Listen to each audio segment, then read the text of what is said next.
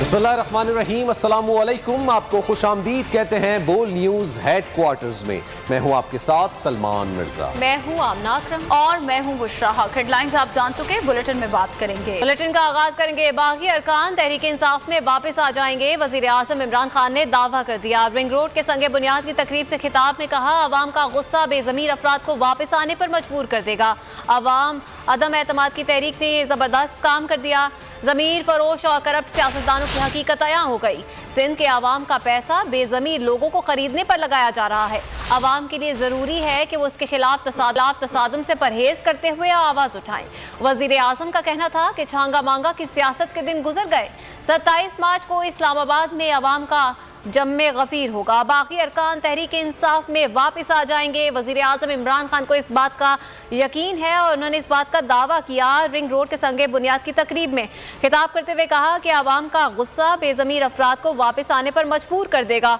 अदम एतमाद की तहरीक ने जबरदस्त काम कर दिया। जमीर फरोश और करप्ट सियासतदानों की हकीकत अयां हो गई। सिंध के आवाम का पैसा बेजमीर लोगों को खरीदने पर लगाया जा रहा है। आवाम के लिए जरूरी है कि वो उसके खिलाफ तसादुम से परहेज करते हुए आवाज उठाएं। और इतने खुल के पैसे की पॉलिटिक्स सामने आ गई है कि लोगों को मंडी लगी हुई है ज़मीर खरीदने के लिए। चोरी का पैसा, ये कोई हलाल का पैसा तो नहीं है। ये या तो सिंध गवर्नमेंट का पैसा है, उसका मतलब अवाम का पैसा है। सिंध गवर्नमेंट का तो पैसा का मतलब अवाम का पैसा है, और वो भी चोरी का पैसा, क्योंकि इलीगल है कि आप उस पैसे को इस्तेमाल करें पॉलिटिशियंस के ज़मीर खरीदने के लिए। आपको डर किस चीज़ का है? अगर कोई लोग हमारे से तंग हैं तहरीक इंसाफ के और वो जाना चाहते हैं तो उनको ये पुलिस प्रोटेक्शन और छुपा के और फिर बड़े बड़े वो थैलियाँ पैसे की आ रही हैं, तो ये सारी कौम के सामने हो रहा है। चोरों की तरह छुपा के पुलिस प्रोटेक्ट करके तो पैसे दे रहे हैं। जैसे जैसे करीब पहुंचेंगे नो कॉन्फिडेंस की वोट पे, इस मुल्क का जो मैं देख रहा हूं, इनमें से ज्यादातर सारे वापस आएंगे। छांगा मांगा की पॉलिटिक्स थी, तब सोशल मीडिया नहीं था। 27 तारीख को आप पब्लिक देखेंगे। मेरी ये पेशन गोई है कि ये इस्लामाबाद की तारीख में कभी इतनी पब्लिक जमा नहीं होगी, और सिर्फ एक बताने के लिए, और अवाम इंशाअल्लाह 27 तारीख को बताएगी कि वो किधर खड़ी है। तहरीक इंसाफ के 3 मुनहरिफ अरकान ने पार्टी में वापसी के लिए राबता किया है। ऐसा बताया गया है कि सियासी कमेटी के इजलास में दी गई ब्रीफिंग में इजलास वजीर आजम इमरान खान की ज़ेर सदारत हुआ, जिसमें ब्रीफिंग देते हुए कहा गया है कि पार्टी से इनहराफ करने वाले 3 अरकान कौमी असम्बली ने वापसी के लिए राबता किया है। इजलास में परवेज खटक ने इत्तेहादी जमातों और जहांगीर तरीन ग्रुप से राबतों पर ब्रीफिंग दी। वजीर आजम ने हुकूमती टीम को सियासी राबते जारी रखने की हिदायत कर दी है। वजीर आजम ने मुनहरिफ अरकान के खिलाफ रेफरेंस फाइनल करने की जिम्मेदारी अटॉर्नी जनरल और बाबर अवान को सौंप दी है। वजीर आजम ने कहा कि इस्तेहकाम पाकिस्तान का मुकद्दर है, जमहूरी हुकूमत मुस्तहकम है। देखते हैं असेंबली हॉल में OIC इजलास कैसे होता है। बिलावल भुट्टो जरदारी ने इस्लामी तंजीम का इजलास रुकवाने की धमकी दे दी है। कहते हैं कि पीर को तहरीक नहीं पेश करते तो ऐवान से नहीं उठेंगे। उन्होंने वजीर आजम को मुखातिब करते हुए कहा कि इमरान खान खिलाड़ी रहे हैं, अपनी आखिरी इनिंग में बॉल टेम्परिंग ना करें, आए और मुकाबला करें। बिलावल भुट्टो जरदारी ने तहरीक अदम एतमाद पेश करने के लिए पीर तक मोहलत दे दी। कहते हैं कि अवाम को मुबारकबाद देता हूं, इमरान खान अक्सरियत खो चुके। स्पीकर को खबरदार कर रहा हूं कि गैर जानिबदार रहें।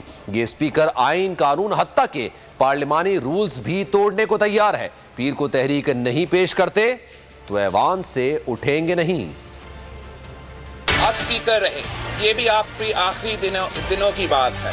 वो बहाना ये इस्तेमाल करना चाहेगा कि Monday, that is the last day for him to call the session, and according to the rules of the National Assembly, the law of the land, is the day that the no confidence motion must start. अगर speaker की गैर जमहूरी सोच आ रहा है कि आप rules को खिलाफ वर्जी करेंगे और हमारा अदम एतमाद का मोशन नहीं लेकर आएंगे, कि अगर स्पीकर नेशनल असेंबली मंडे तक अदम एतमाद का मोशन पेश नहीं कर, हम देखते हैं कि आपका OIC कॉन्फ्रेंस कैसे होगा। पहले पार्लियामान के लॉजिक्स पे पे हमला हुआ, पार्लियामान के मेंबर्स पे हमला हुआ, फिर वजीर आजम साहब ने सिंध हाउस पे हमला करके वफाक पे हमला किया। पार्लियामान के मेंबर्स को अपना वोट इस्तेमाल ना करने दें, गैर जमहूरी तरीके से धोस और धांधली से बच जाएं कि कॉन्स्टिट्यूशनल क्राइसिस पैदा हो और एक थर्ड फोर्स को मौका मिले। क्या आप ऐसे सोचे भी ना, आए मुकाबला करें। पूरी जिंदगी आप खिलाड़ी रहे हो, अपने आखिरी इनिंग्स में इतने खुले तरीके से बॉल टैंपरिंग ना करें। ओआईसी हुकूमत नहीं, रियासत का मामला है। भारत इस इजलास को मुलतवी करवाना चाहता है। उम्मीद है बिलावल भुट्टो मोदी के एजेंडे का हिस्सा नहीं बनेंगे।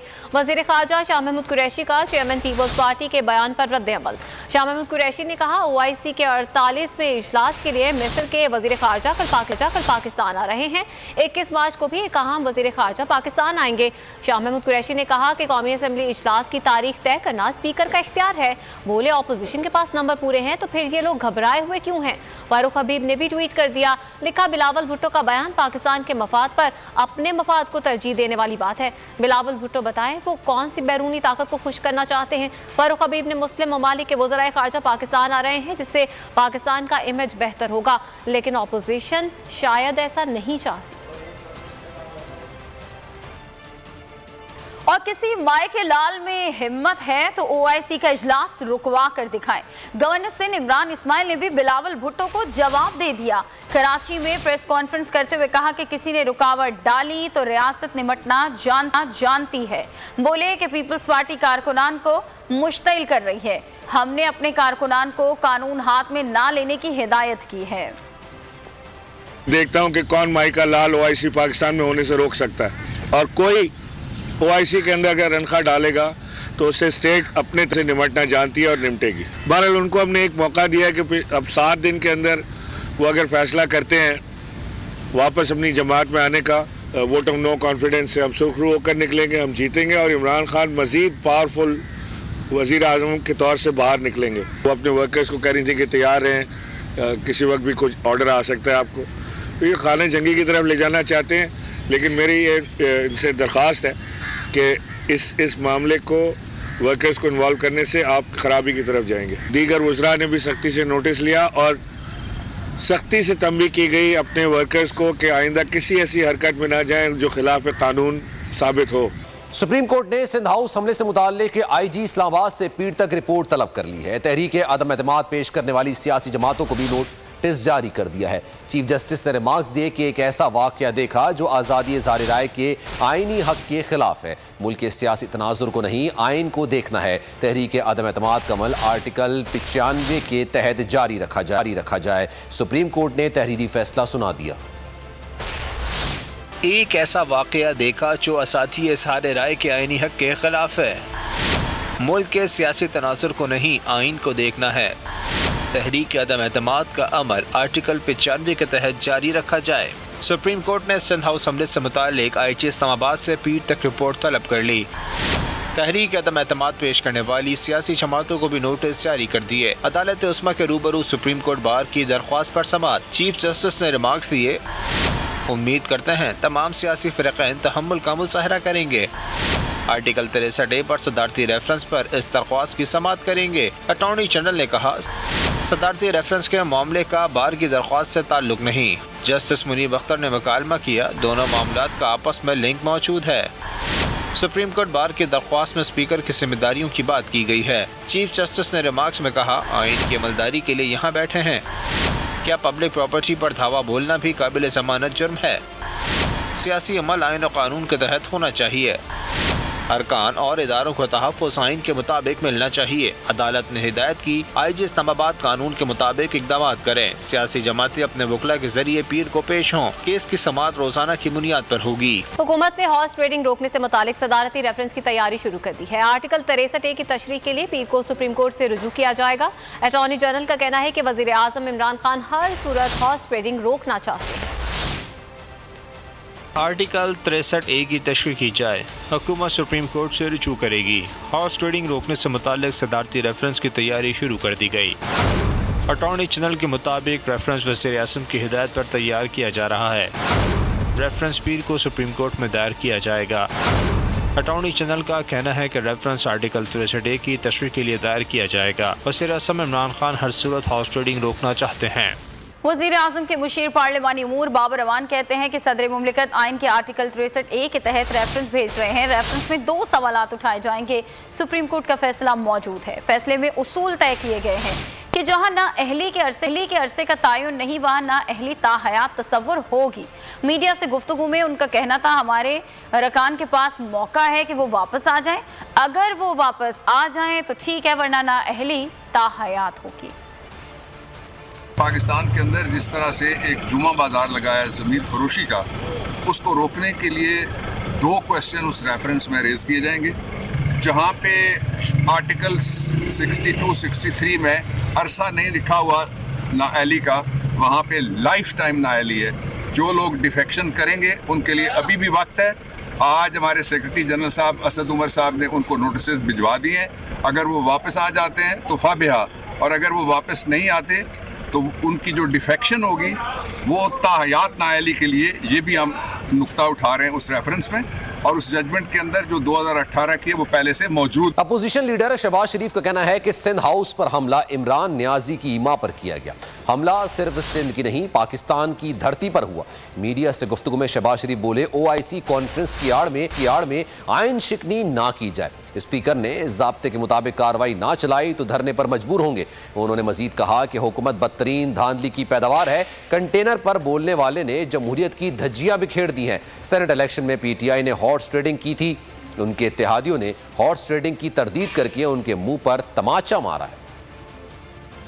कल जो एक इंतहाई अफसोसनाक वाक़या सिंध हाउस पे जो हुआ है, उसकी जितनी भी मजम्मत की जाए कम है, इसलिए कि ये सब कुछ इमरान नियाजी की ईमा पर किया गया। और सिंध हाउस पे हमला कोई मामूली बात नहीं, ये हमला पाकिस्तान की धरती पे हुआ है। आइन को नहीं मानते, कहते हैं कि जनाब इन मेंबर्स को 10 लाख लोगों के जत्थे से गुजरना पड़ेगा और फिर वापस भी यहाँ से गुजरना पड़ेगा। और जो कहते हैं कि हम नहीं मानते, स्पीकर एक PTI के वर्कर की ज़ुबान में बात कर रहा है। और धांधली की पैदावार हुकूमत और वज़ीर आज़म को हमने इसलिए बर्दाश्त किया, जमहूरियत का पौधा जो है ये खिलने से पहले मुरझा ना जाए। मगर आज 4.25 साल बाद वही जो शख्स कंटेनर पर बोलता था, उसने जमहूरियत की धज्जियां बखेर दी हैं। ये जो अदम एतमाद की जो मोशन लेके आई, ये कामयाब होगी। वो अपने इक़्तिदार के लिए वो तमाम हदें फलांगने के लिए तैयार है। और आज कहता है जनाब ये लोग ये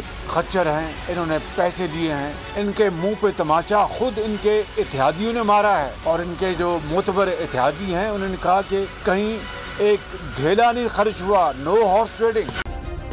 सब्सक्राइब करें और बेल दबाएं ताकि कोई खबर रह न जाए।